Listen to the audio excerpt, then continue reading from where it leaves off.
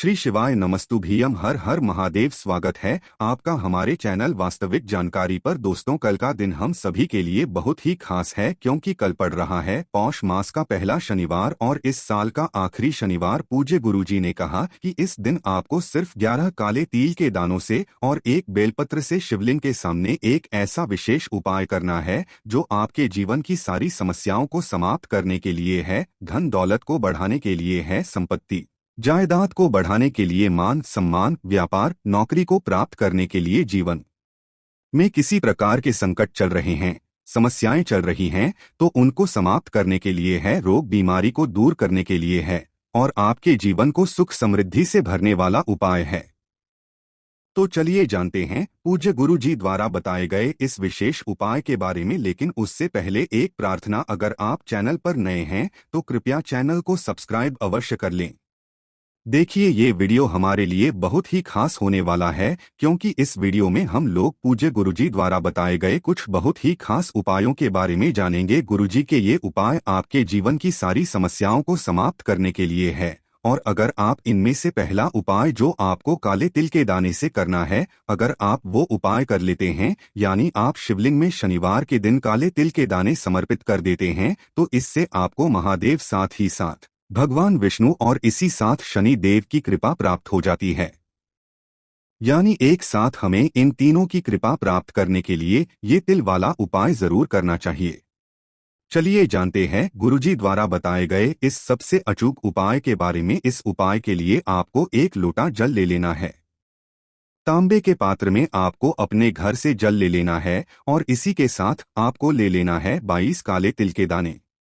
देखिए, आपको 22 यानी 22 काले तिल के दाने लेने हैं और फिर सबसे आखिर में आपको एक दीपक ले लेना है। दीपक आप चाहें तो मिट्टी का इस्तेमाल कर सकते हैं या फिर आप अपने घर पर शुद्ध आटा मारकर उसका भी दीपक तैयार कर सकते हैं। इस दीपक में आपको शुद्ध देसी घी का इस्तेमाल करना है और साथ ही साथ गोल रुई की बत्ती का प्रयोग करना है।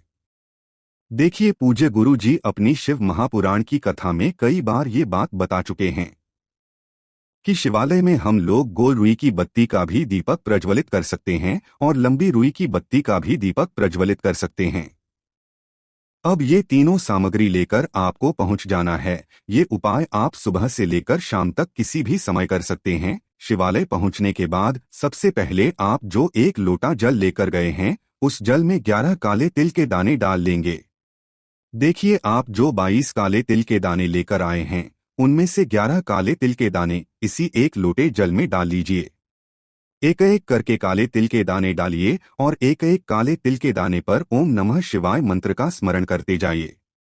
यानी 11 काले तिल के दाने आपको इसमें डाल देने हैं और 11 बार मंत्र का स्मरण कर लेना है। फिर उसके बाद ये एक लोटा जल आपको शिवलिंग के ऊपर धीरे धीरे समर्पित करते जाना है और लगातार या फिर श्री इन दोनों में से किसी भी एक मंत्र का स्मरण कर लेना है।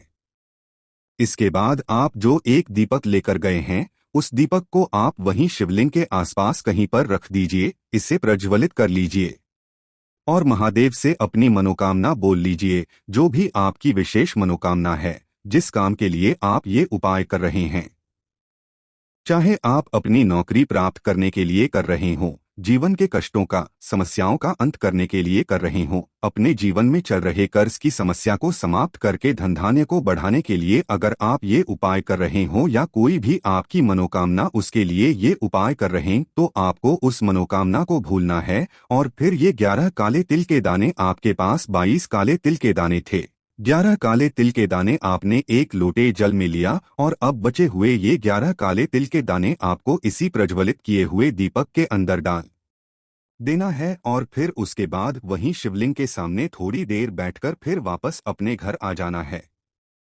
पूज्य गुरु जी कहते हैं कि जो भी व्यक्ति शनिवार के दिन काले तिल के दानों से ये उपाय शिवलिंग के सम्मुख कर लेता है तो उसके जीवन में धन धान्य की वृद्धि होती है।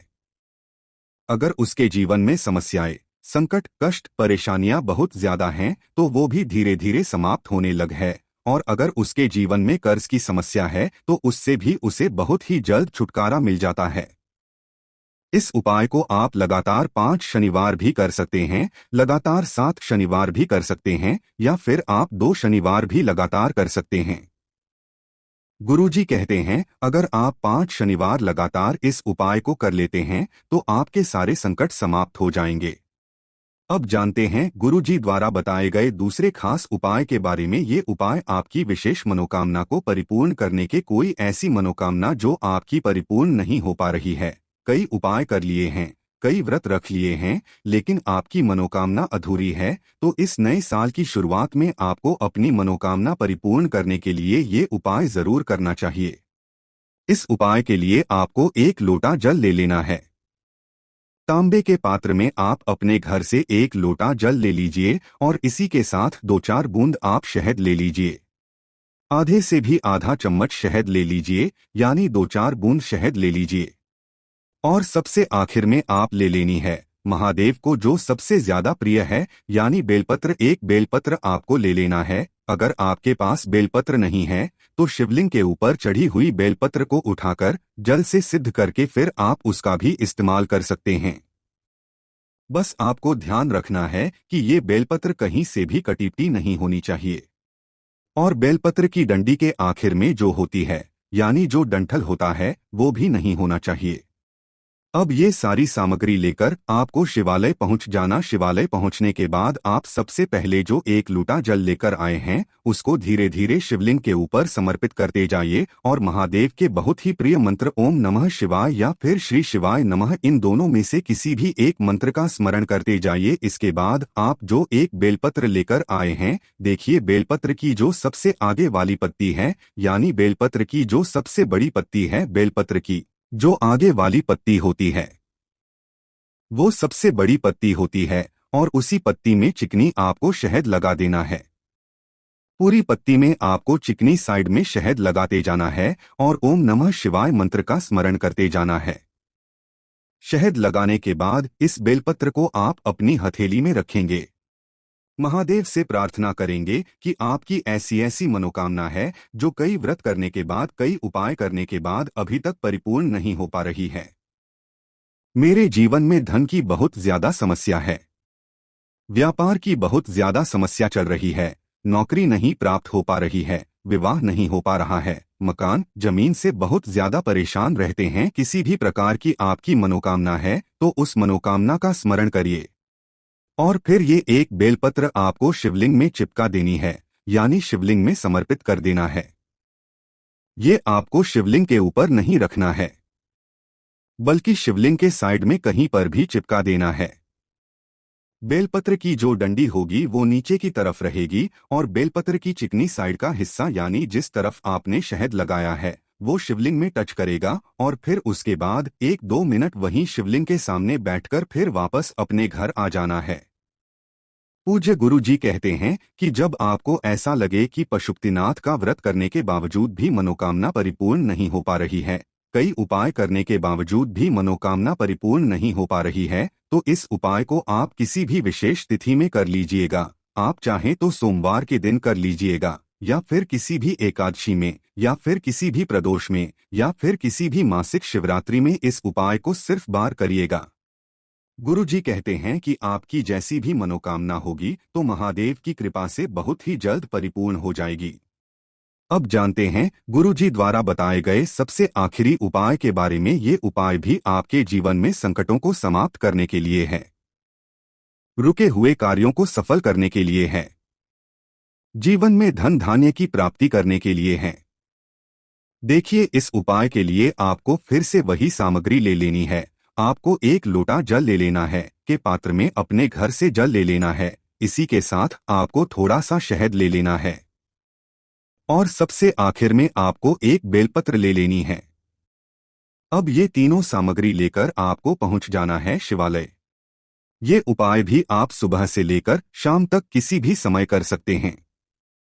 देखिए, अब शिवालय पहुंचने के बाद सबसे पहले आप वही करेंगे जो अभी आपने किया है। आप जो 1 लोटा जल लेकर आए हैं उसको धीरे धीरे शिवलिंग के ऊपर समर्पित करते जाएंगे और लगातार ओम नमः शिवाय या फिर में से किसी भी एक स्मरण कर लेंगे। इसके बाद आपको बेलपत्र लेना है और बेलपत्र की जो सबसे ऊपर वाली पत्ती होती है, यानी सबसे जो आगे वाली पत्ती होती है, जो सबसे बड़ी पत्ती होती है, उस पत्ती में चिकनी साइड आपको इसी शहद से ओम बना देना है और नीचे की दोनों पत्तियों में इसी शहद की एक एक बिंदी रख देनी है, यानी एक एक टीके रख देनी है। ऊपर वाली पत्ती में ओम बना देंगे और नीचे की दोनों पत्तियों में एक एक बिंदी रख देंगे। फिर इस बेलपत्र को आप अपनी हथेली में रखेंगे, से प्रार्थना करेंगे कि आपके जीवन में जो भी संकट चल रहे हैं, जो भी कार्य असफल रह जा रहे हैं, जिनमें आपको सफलता नहीं मिल पा रही है, लगातार जीवन में नुकसान हो रहा है, कोई ना कोई कार्य रुक जाता है, तो आपको अपने सारे संकटों को दूर करने के लिए महादेव से प्रार्थना करनी है